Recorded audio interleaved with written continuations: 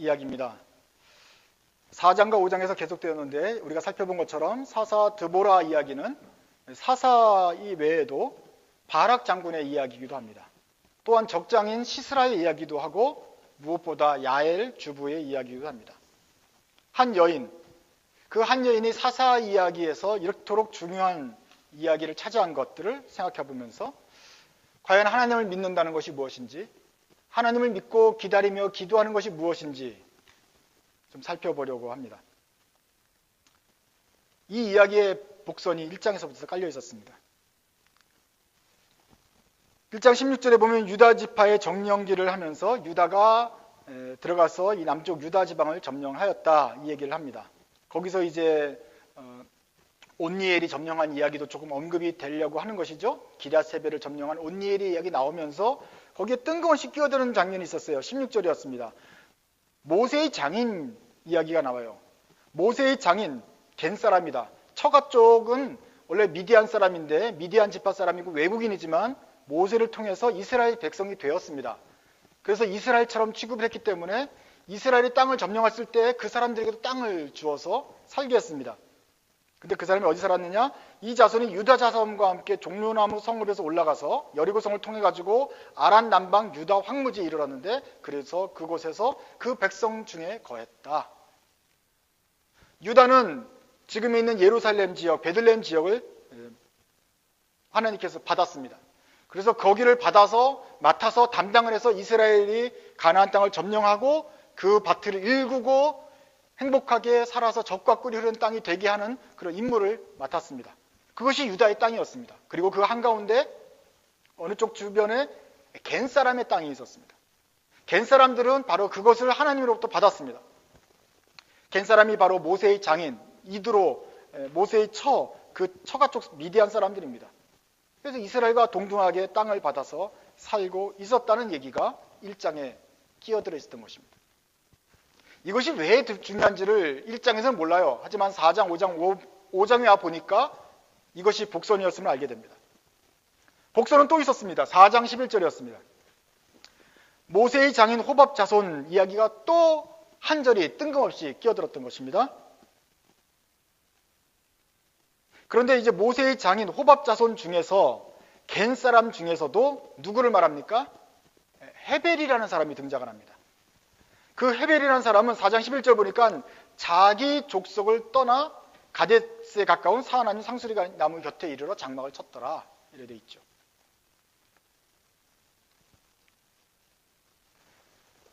뜬금없이 끼어들었던 이 복선들은 주로 이제 헤벨로 초점이 맞춰지는 것입니다. 이스라엘 백성 중에서 12지파가 있는데 유다 지파가 땅에서 겐 족속은 그 유다 지파 밑에 남쪽에 살고 있었다. 그런데 그 겐 족속 중에서 누구 집안? 헤벨이라고 하는 사람은 자기 족속을 떠나서 이사를 갔다. 자기 족속끼리 모여있고 그 땅을 차지하도록 그 땅을 일구도록 개간하고 간척하고 싸우도록 하나님이 맡겨주셨는데 그 족속을 떠나갔다 하는 것이죠. 이게 두 번째 복선입니다. 원래 그 땅을 맡았습니다. 맡아서 싸웠어야만 했습니다. 이것이 우리의 싸움의 구역이었습니다. 또한 그 땅이 하나님으로부터 받은 복이었습니다. 거기서 나는 소산을 잘 먹고 잘 살려서 거기 그야말로 젖과 꿀이 흐르는 복을 받도록 되어 있었습니다. 그래서 하나님의 원래 계획은 나누어준 땅을 떠나면 안 되는 것입니다.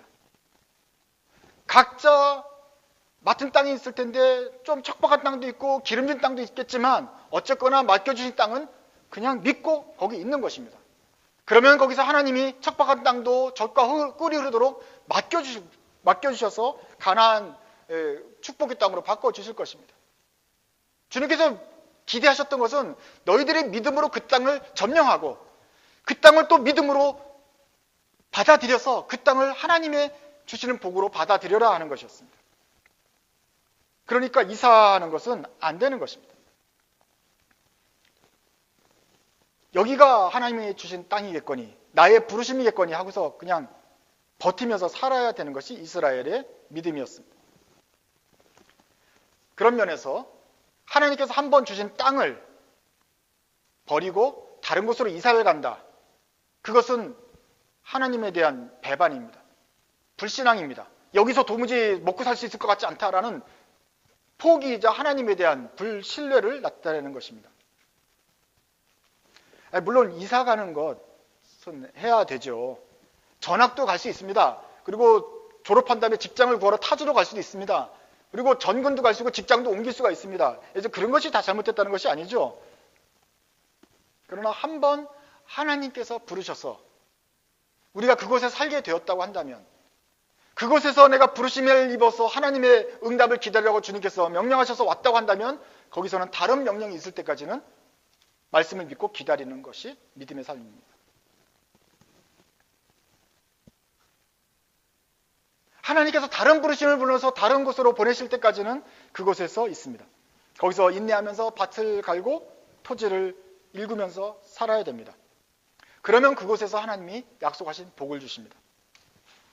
나중에 하나님의 때가 될 수가 있습니다. 그래서 다른 곳으로 부를 때가 있습니다. 그 부르심을 듣는다면 그때는 또 남아서는 안 됩니다. 부르심을 들은 다음에는 즉시 쟁기를 버려두고 배와 그물을 던져두고 주님을 따라가야 되는 것이 믿음의 삶입니다. 그것이 순종입니다. 그런 면에서 우리는 하나님의 부르심을 따라 가기도 하고 남기도 합니다. 근데 오늘 사사기에서는 남는 것이 믿음입니다. 남는 것을 버텨내는 것을 하나님께서 요구하셨습니다. 4장에서는 지금 여러분들이 좀 희미할 것입니다. 과연 이 겐사람 헤벨이 자기 족속을 떠나는 것이 그렇게 큰 죄인가 생각할 수 있습니다. 이것이 나중에 큰 죄로 연결이 됩니다만은 어쩌나 좀 희미합니다. 그러나 이것은 사사기 제 의견만이 아니고 사사기 전반을 통해서 나타나는 이사의 주제입니다. 자기 족속을 떠나서 다른 곳으로 간다는 것, 하나님께서 예비하신 땅을, 이제 그만하세요. 하나님께서 예비하신 땅을 자기 임의대로 바꿔서 간다는 것, 그 자체가 불순종이다. 나중에는 온 지파가 하나님을 불순종해서 지파가 다 자기 땅을 버리고 떠나가기도 합니다. 그러면서 하나님이 크게 또 심판하시는 장면이 뒤에 나오게 되죠. 그래서 사사기에서는 일단 맡겨주신 땅, 이제 막 맡겨주신 땅을 떠나면 안 된다가 기본이다. 다 알고 있다. 다 알고 있었습니다. 그런데 그 중에서도 겐사람, 다른 겐사람 다 남아 있었는데, 다 사막이고 척방 땅이었는데 그 중에서 헤벨만 자기 족속을 떠났다. 이것이 이제 문제의 시작인 것이죠.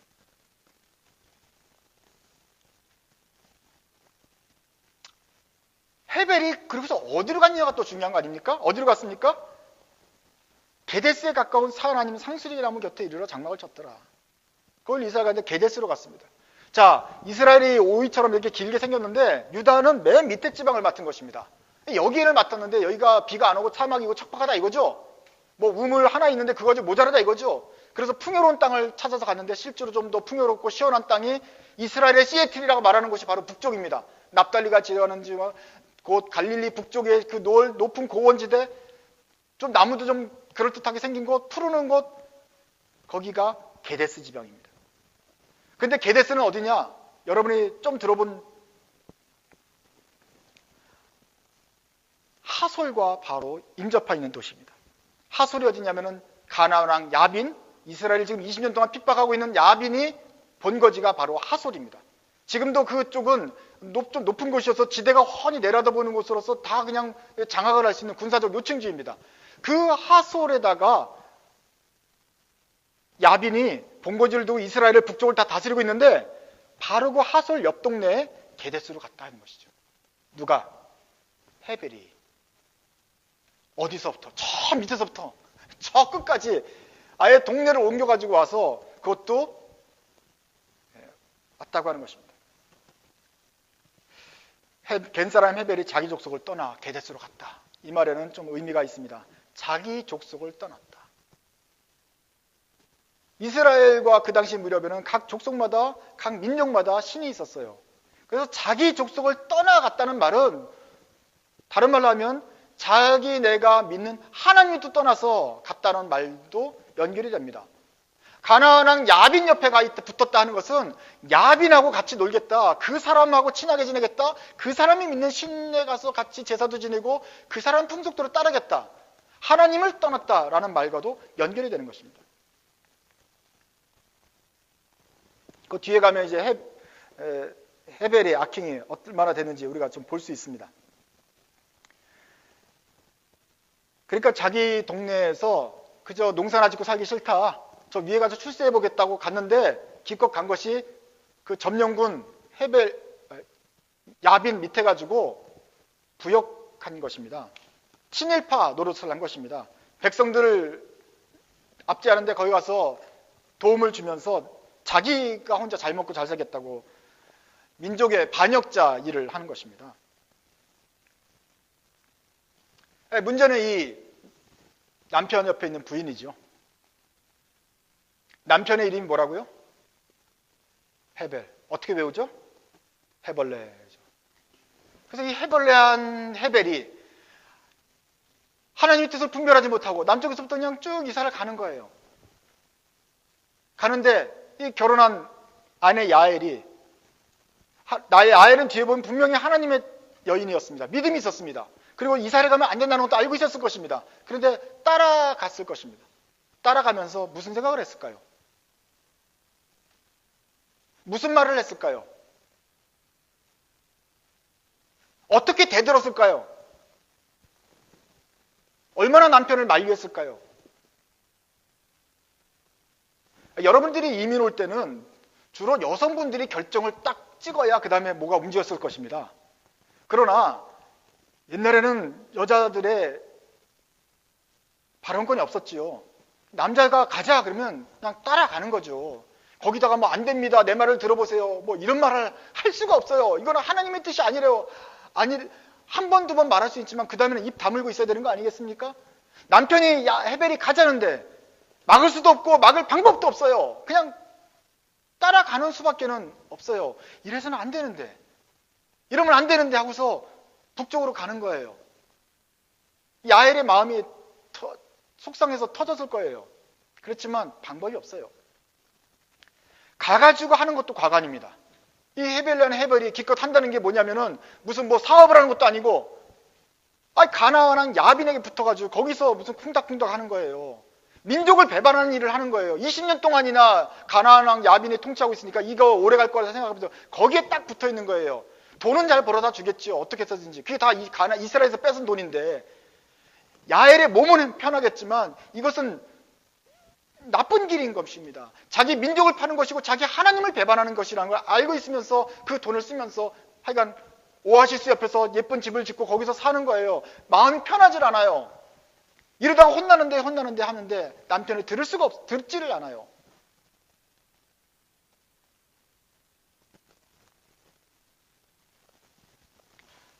이 헤벨은 얼마나 수완이 좋았는지 그저 그냥 친일파만 한 것이 아니라 아예 가나안 야빈하고 직접 거래가 됐던 것 같습니다.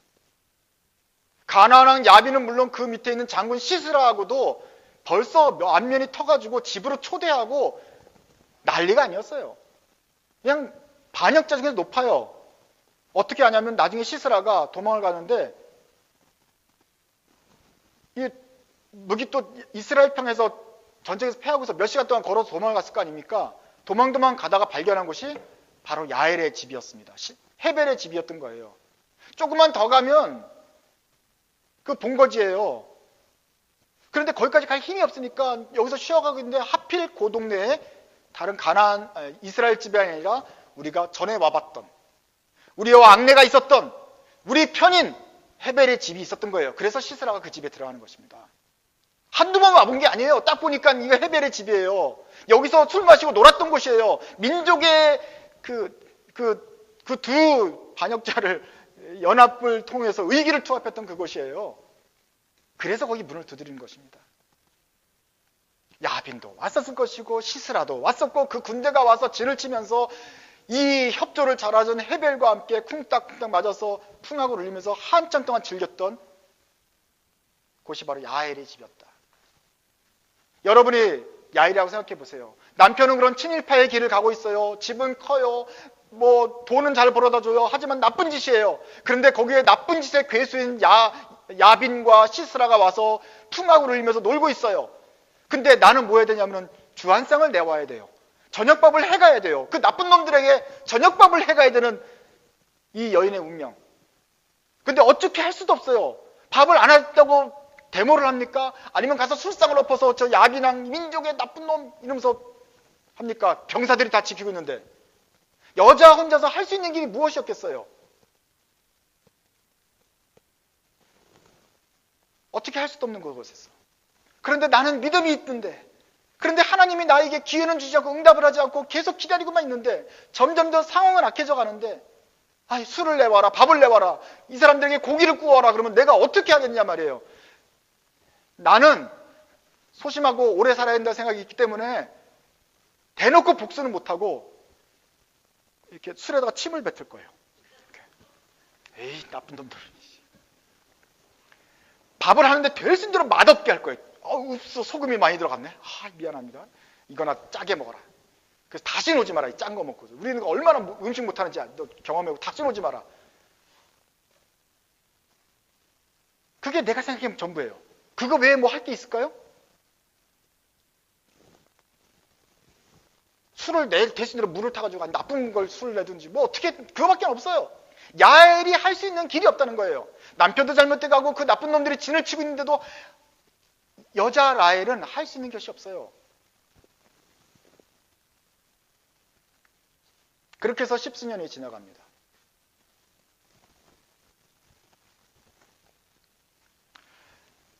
야엘은 기도했을 것입니다. 철없는 남편이 자기 민족을 떠나서 북쪽으로 가자 할 때부터, 또 북쪽에서 민족의 반역자의 짓을 할 때부터, 또 자기 집에 그 반역자를 불러들여서 철없이 놀고 있을 때에도 야엘은 기도했을 것입니다. 아니, 속 끓는 마음으로 애간장을 태우면서 하나님께 울부짖었을 것입니다. 정말 하나님께 부르짖었을 것입니다. 자기 장막에 들어가서 늘 기도하던 그 양털 양탄자 밑에 앉아서 그 양탄자가 눈물이 젖도록 한없이 속을 푸고 억울하고 분해서 기도했을 것입니다. 그런데 하루 이틀이 아니라 10수년 동안을 계속해서 기도했을 것입니다. 주님께서 응답하지 않은 것 같은데도 끝까지 기도했습니다. 기도했는데 상황은 점점 악해지는 것 같았습니다. 더 나빠져 가고 있었습니다. 야빈이 이스라엘을 점령한 지 10년이 지나고 20년이 지났습니다. 그런데 어느 날에 그 오래된 기도가 응답받는 날이 오고야 말았습니다. 소식이 들렸습니다. 이스라엘 민족이 오랜만에 다볼산에 다 모였다는 것입니다. 10,000명이 모여서 이스라엘이 야빈왕과 싸우겠다는 것이 소리였습니다. 시스라는 전 병력을 출동시켜서 그 밑에 진을 쳤습니다. 아주 큰 전쟁이 한판 이뤄진다는 소식이 야엘의 귀에 들렸습니다. 야엘이 곤경에 빠졌습니다. 사람들이 생각하는 대로 예상대로 전쟁에서 당연히 시스라의 그 900대 전차 부대가 이스라엘 10,000명은 쉽게 깔아뭉개겠지요. 사람들의 생각대로 우리 시스라가 이긴다고 한다면 이스라엘은 그냥 10,000명이 죽게 될 것입니다. 큰 죽음과 그리고 이스라엘 전체가 아예 그냥 더 이상은 수십 년간 더 이상은 꼼짝도 못하는 그런 패망의 길로, 멸망의 길로 접어들게 될 것입니다. 드보라 여자 선지자가 갈에서 갔는데 선지자는 땅의 권위를 잃게 될 것입니다. 바락 장군 언제 죽을지 모르겠습니다. 이스라엘은 도무지 이제 살 길을 못 찾게 되는 큰 패배를 갖게 될 것입니다. 이스라엘 자손들이요 계속 묻겠지요. 믿음으로 산을 올라가려면요, 믿음으로 내려가려면요. 그래서 10,000명이 모여서 믿음으로 했는데 다 죽었지 않습니까? 이스라엘의 자녀들은 더 이상 하나님을 믿지 않게 될 것입니다. 그러니 그렇게 된다면 야엘이 그동안 오랫동안 간직했던 하나님에 대한 신앙은 또 어떻게 되겠습니까? 야엘뿐만 아니라 이스라엘 모든 백성들이 하나님에 대한 신앙을 잃고 살아계신 하나님이 어디 계시냐 할 때로 울부짖을 그날에던 야엘도 혹시 혼자 숨어서 기도하던 야엘의 믿음은 또 어디 가겠습니까? 야엘도 그만 하나님에 대한 소망의 끈을 놓아버리게 되지 않겠습니까? 그의 믿음도 죽어서 없어지게 될 것입니다. 반대로 하나님께서 정말 기적적인 방법으로 시스라 전차 부대를 무찌르게 하시고 바락 장군 10,000명 그 오합지졸이 이기게 하신다면 어떻게 됩니까? 이것은 역사적인 장면이죠. 기적적인 것이죠. 있을 수가 없지만 하나님께서 도우시면 정말 100%, 99.99% 안 되지만 0.01% 정도 될 수도 있죠. 기적이죠. 하나님은 그렇게 해오셨죠. 그 하나님을 믿어서 20년 동안 야엘이 기도해 왔던 것이죠. 그런데 정작 그 일이 이루어지면 어떻게 됩니까? 이스라엘이 승리하게 될 것입니다. 가나안 땅이 전멸될 것입니다. 야빈, 시스라 죽게 될 것입니다. 더불어서 10년 넘게 야빈에 붙어서 이스라엘을 압제해왔던 그 역적 헤벨, 그리고 그의 아내, 그 집안은 함께 죽게 되지 않겠습니까? 야엘은 지금 죽기 직전이에요. 이스라엘이 이겨도 죽고 이스라엘이 져도 자기의 믿음이 없어지는 절대절명의 순간이 온 것입니다. 이스라엘이 싸운다 그랬는데 도무지 기쁘질 않아요. 누가 이기라고 기도를 해야 됩니까? 하루 종일 어떻게 기도해야 되죠? 일이 손에 잡히지 않아요. 그래서 기도했을 거예요. 그런데 기도는 하겠지만 뭐라고 기도해야죠? 이스라엘 이겨요? 시스라 이겨요? 아니면 비겨요? 뭐 어떻게 하란 말이에요.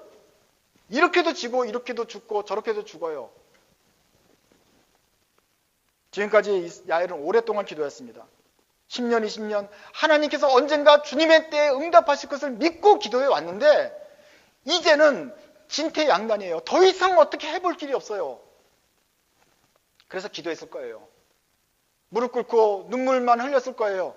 속에서 뭔가 기도를 하고 싶은데 말이 안 나와요. 뭐라고 기도할지 몰라요. 아마 살려주세요라고 기도를 했을 거예요. 하나님 주님의 뜻대로 해주세요. 근데 도무지 살 길은 나오질 않아요. 속상해서 답답해서 어떻게 기도하는데 기도의 말은 나오지 못하고 속으로만 기도하면서 그날을 조마조마하게 기다렸을 거예요. 과연 이렇게 죽는 것인가?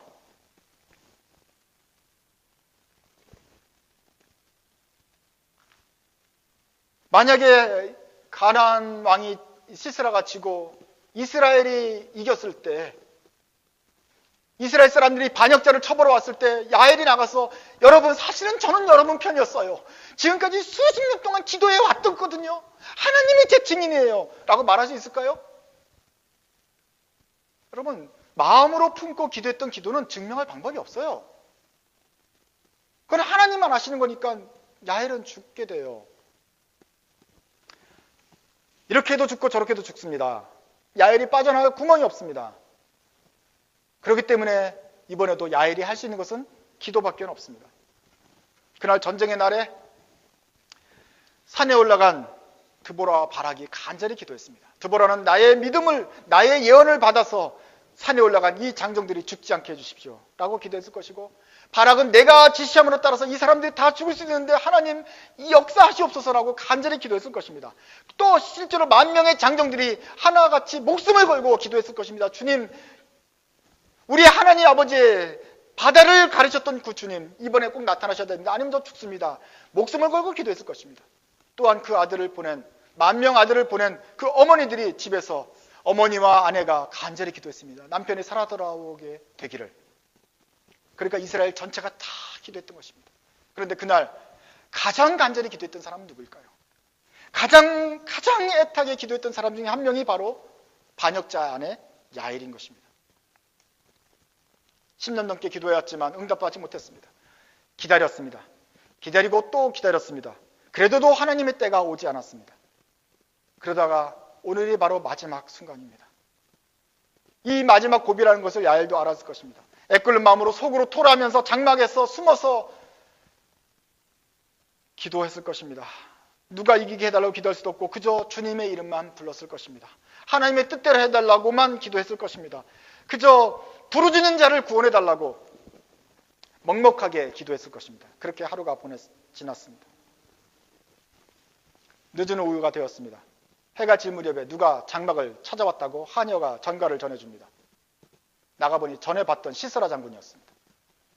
근데 처음에는 장군인지 몰랐습니다. 왜냐하면 여러 시간 동안 걸어가지고 도망하는 것이었어요. 몰골이 말이 아니에요. 찢기고 발은 진흙투성이었습니다. 그리고 시스라는 보통 장병들을 데리고 다니는데 전차를 타고 다니는데 이 말은 걸어서 왔잖아요. 옆에 아무도 없었습니다. 혼자서 장군이 터벅터벅 걸어서 그 진이 다 빠진 채로 탈진한 상태로 그 집을 문을 두드렸던 것입니다.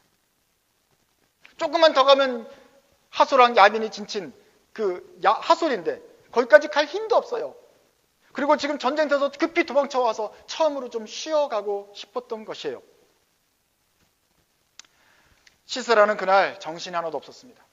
원래 모든 것을 다 준비했습니다. 완벽주의자였습니다. 완벽하게 전쟁을 준비했습니다. 99.99% 준비했는데 0.01%의 확률로 비가 오고 홍수가 나서 그 군대가 순식간에 떠내려가 버렸습니다. 시스라로서는 최선을 다했지만 최선을 뛰어넘는 하나님의 역사가 있었습니다. 그 많던 병거들이 다 뜯어내려가 버리고 남은 병거는 그저 진흙에 갇혀서 꼼짝달싹 못하게 되고 이스라엘 병사들이 휘둘리는 몽둥이에 전차가 부서지는 것을 보게 되었고 자기도 전차에서 내려서 그냥 걸어서 도망 왔던 것입니다. 타임머신이 있다면 몇 시간 전으로 시간을 되돌리고 싶었을 것입니다. 그냥 꿈 같았습니다. 이 꿈은 다 깨워버리고 싶었습니다. 아니 어디선가 좀 한 곳에 앉아가지고 도대체 뭐가 잘못된지 생각을 한번 해보고 싶었습니다. 그것이 바로 야엘의 집이었습니다. 옛날부터 한번 와봤던 헤벨의 집 아닙니까? 여기서 밥도 먹었던 곳이라서 안심을 하고 잠시 쉬어가기로 했습니다. 물을 달라고 했는데 이 안주인이 그냥 물 한 잔 딱, 그것도 시원한 물 한 잔 주면 좋겠는데 또 날 대접한다고 이렇게 젖부대를 열어가지고 그 젖을 양젖을 계속 짜면 버터도 생기고 요구르트가 되잖아요. 그 뜨뜻한 날에 요구르트가 된 뜨뜻미지근한 걸쭉한 요구르트를 또 귀한 금그릇 은그릇에 대접하니 이걸 나를 일부러 그런 건 아닌 것 같고 하여간 나를 대접한다고 하니 그걸 또 마시고 또 속은 더부룩한데 또 나를 또 대접한다고 또 숨겨달라니까 이불을 푹신한 이불을 탁 덮어서 주고 좀 나가서 누구 좀 오나 안 오나 좀 말하기도 귀찮은데 하여간 좀 막아서 좀 봐더라 그러니까 알았다고 잘하고 그래서 안심하고 잠에 듭니다. 사실은 이거 말고 좀 진짜 차가운 냉수를 달라고 말하고 싶은데 그 말 할 기운도 없어요. 그냥 귀찮아요. 그냥 힘들어. 그래서 먹고 잠에 빠졌습니다. 잠깐만 자고 싶었는데 그게 영원한 잠이 되었습니다. 자고 있는데 야엘이 텐트 치는 장막 말뚝과 망치를 들고 와서 그의 관자놀이에 대고서 툭툭툭 쳐서 죽었습니다. 네, 어떤 사람은 이제 여기에서 어떻게 여자가 장군이 자는데 그 텐트 치는 팩을 가지고 와가지고 망치로 톡톡톡 쳐서 죽이면 너무 잔인한 거 아니냐. 어떻게 여자가 이 사람 살생을 이렇게 막 할 수 있느냐 할 수 있지만 야엘은 알았습니다. 혼자 도망쳐온 시스라를 볼 때 그리고 그날 전쟁에서 시스라가 졌다는 것을 딱 알고 하나님께서 역사하셨다는 것을 본 순간 이날이 바로 하나님의 날이라는 것을 그가 본능적으로 알았습니다. 그리고 자기가 무엇을 해야 될지 분명히 깨달았습니다. 그래서 반가운 얼굴로 시스라를 맞아들이고 의심하지 않도록 물을 달라 그랬는데 굳이 요거트를 주고 이불로 잘 덮어줘서 푹신한 침대에서 잠에 빠지게 했습니다. 그리고 행동을 했습니다. 어떻게 해서 이런 용기가 나왔을까요? 어떻게 순식간에 머리가 돌아가가지고 젖을 주고 이불을 덮어주고 말뚝을 찾아가지고 집에 톱이 없었나 보죠? 말뚝을 찾아가지고 그걸 결행할 생각을 했을까요? 힘들죠. 보통 여자가 손님이 왔는데 그냥 손님을 어떻게 죽일까? 갑자기 모든 살인 계획이 머릿속에 떠오르기란 쉽지 않죠. 그렇지만 야엘은 하루 이틀 기도한 게 아니었지 않습니까? 하루 이틀 하나님께 기도한 게 아니라 이날을 손꼽아 기다리면서 하나님께서 구원해달라고 기다리지 않았습니까? 시스라를 본 순간 이날이 구원의 때고 이런 방법으로 하나님께서 나의 기도를 들으신다는 것을 그가 알았던 것입니다. 진퇴양난, 이렇게도 죽고 저렇게도 죽는데 하나님께서 살 길을 보이셨습니다. 그래서 자기의 손에 시스라 적장을 넘겨주었다는 것을 깨달았습니다. 기도했던 여자는 믿음대로 그 응답의 날에 마땅히 해야 할 일을 했던 것입니다. 그날 시스라를 죽였던 야엘은 단번에 이스라엘의 영웅이 되었습니다. 이스라엘을 지도했던 드보라도 영웅이고 바락도 영웅이지만 결국은 마지막에 시스라의 목을 끄는 야엘이야말로 이스라엘에 크게 전파되는 영웅이 되었던 것입니다. 야엘이 영웅이 될 뿐만 아니라 함께 야엘의 남편인 헤벨도 그동안의 악행이 용서받고 야빈왕과 시스라와 더불어 친하게 지내고 나쁜 일을 했던 것들이 야엘의 공로로 말미암아 용서가 받아서 목숨을 부지하게 되었습니다. 그리고 이날을 시점으로 이스라엘이 가나안 야빈을 점점점 몰아내어서 마침내 구원을 얻고 40년 동안 태평하게 되었습니다. 여러분, 이게 우연일까요?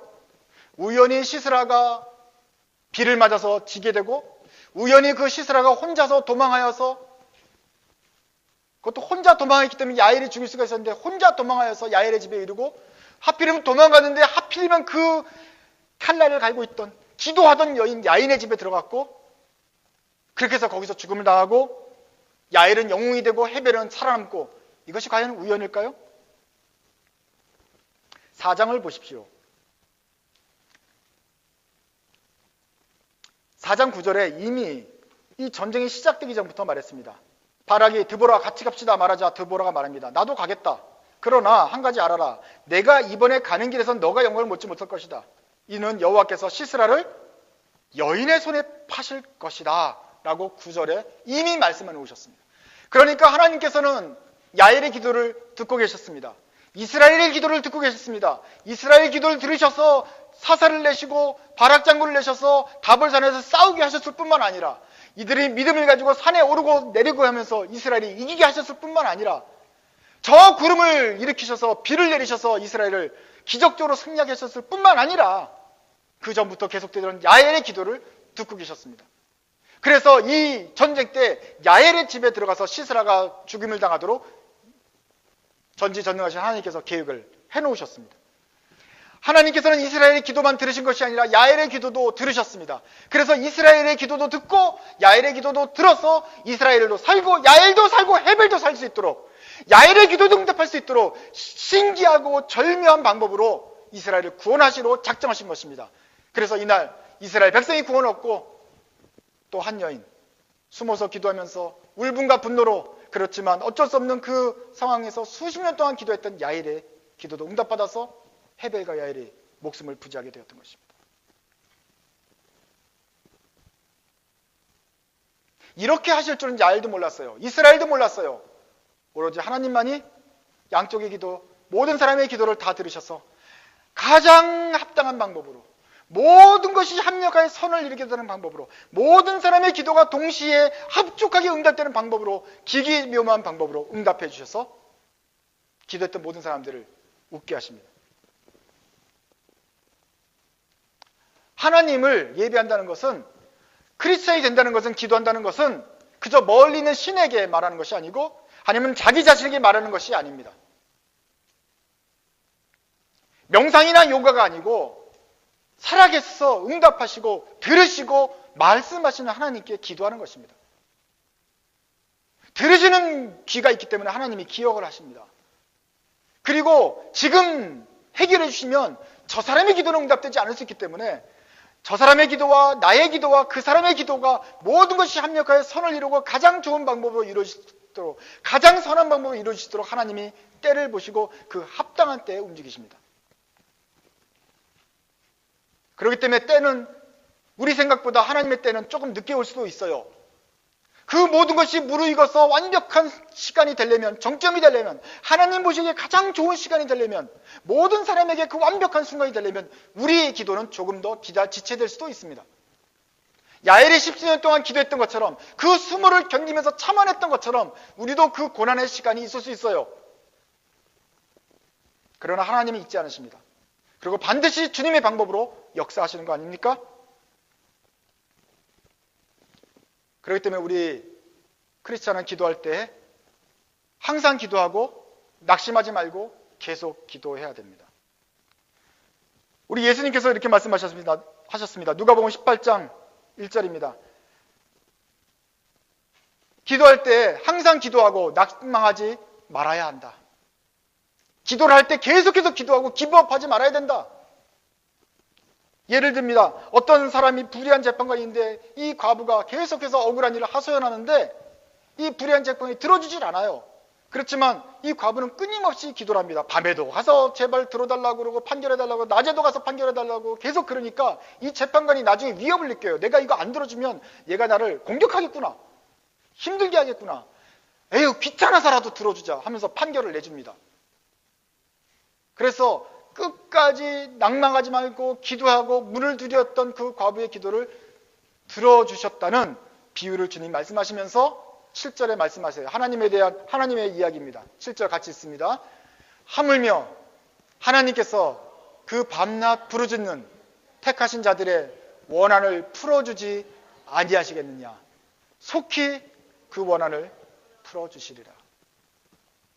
하물며 하나님께서도 이 밤낮 부르짖는 사람들의 기도를 들어주지 아니하겠느냐? 속히 응답하리라. 그 하나님의 속히는 우리 생각보다는 조금 길 수가 있어요. 그러나 그렇기 때문에 우리가 항상 기도하고 계속 기도하고 기도하면서 응답이 안 된다 할지라도 늦게 온다 할지라도 낭망하지 말고서 끝까지 기도해야 되는 거예요. 그러면 하나님이 그때에 속히 그때가 되면 속히 응답하시는데 야엘을 살려주셨던 것처럼 기가 막힌 방법으로 기적적인 방법으로 구원해 주신다 하는 것입니다. 이스라엘이 20년 동안 압제받다가 도무지 못 참겠어서 하나님께 기도하기 시작했습니다. 다시 하나님께로 돌아와서 기도했습니다. 또한 그 순간 그때까지 야엘은 혼자서 이 상황을 해결해 달라고 기도해 왔습니다. 하나님께서는 그 모든 사람들의 기도를 동시에 응답하셔서 이날 이스라엘에게 또 야엘에게 구원의 날을 보여주십니다. 하나님 믿는 사람들도 마치 이와 같습니다. 비록 어둠이 짙어서 도무지 실마리가 안 보일 것 같이 보여도 낙심하지 말고 끝까지 기도하면 주님께서 마치 저 동력에서 해가 돋아올라서 결국 어둠이 순식간에 물러나는 것처럼, 그래서 언제 어둠이 있었느냐 하고 생각하게 될 것처럼, 세상이 변하는 것처럼 그렇게 하나님은 힘있게 역사하실 것입니다. 이것이 바로 크리스찬들의 기도의 응답인 것입니다. 사사기 5장 마지막 절을 읽겠습니다. 여호와여, 같이 읽습니다. 여호와여, 주의 대적은 다 이와 같이 망하게 하시고 주를 사랑하는 자는 해가 힘있게 돋음같게 하시옵소서. 이것이 우리가 항상 낙심하지 말고 기도하면서 주님께 기도할 때 가져야 될 자세입니다. 주님께서는 반드시 우리 기도를 응답하시고 해가 돋는 것처럼 그렇게 주님을 찾는 자들에게 응답하실 것입니다. 기도하겠습니다.